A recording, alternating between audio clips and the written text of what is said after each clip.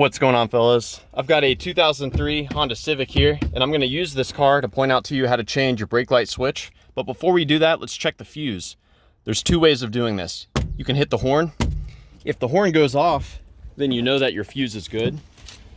We can take a direct look at the fuse as well. Underneath this cover, you squeeze these tabs together and lift up. So yeah, the horn fuse and the stoplight fuse are shared. They both receive power from this 15 amp right here. And if you find that this fuse is blown, you can swap in a spare fuse from this location. It's missing on this car. I have seen another issue on these. I'll just discuss briefly.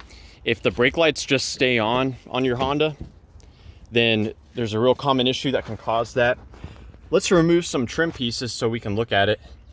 You rotate these pieces counterclockwise and pull this down. And also at the bottom trim, there's a piece here you rotate and remove. Now the way this works, when you hit the brake pedal, this lever here moves with it and it moves away from the switch. So the issue where the brake lights stay on, if we look at where the switch touches the lever, the switch is on the right hand side. You'll notice when I push the brakes, the lever moves away and allows a plunger to come out. The grommets here can disintegrate and fall away. And if that occurs, then the brake lights will just remain on. So that's definitely something to check if you're having that issue. The brake light switch is on the right hand side. One thing I want to note too, when you're installing this, you remove it by rotating it counterclockwise and you push it in and lock it to the right. You can put this at different positions. So at this position, I've pushed it in all the way. The brake lever has to move quite a bit before the plunger comes out.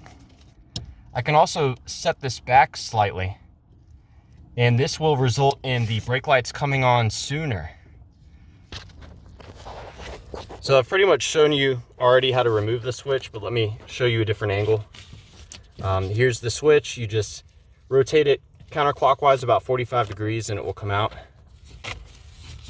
And to disconnect the electrical part, you just push on this piece here and it will pop out like so.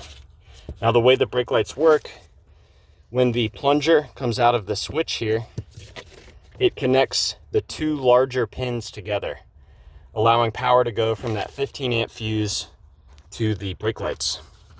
So you can yourself connect those two pins together as a troubleshooting step. And if you connect those two pins together, your brake lights should come on. Now with installing your new part, go ahead and hook it up. And before you even complete the install, the brake light should be on at this moment because this plunger is out. If you push the plunger in, the brake light should turn off. And again, you just put the switch here and you can fine tune the actual placement. But yeah, that's about it. So I hope that this information was helpful for you. Please do let me know if you have any questions, or more importantly, if you've got any advice about troubleshooting the brake lights on your Honda Civic.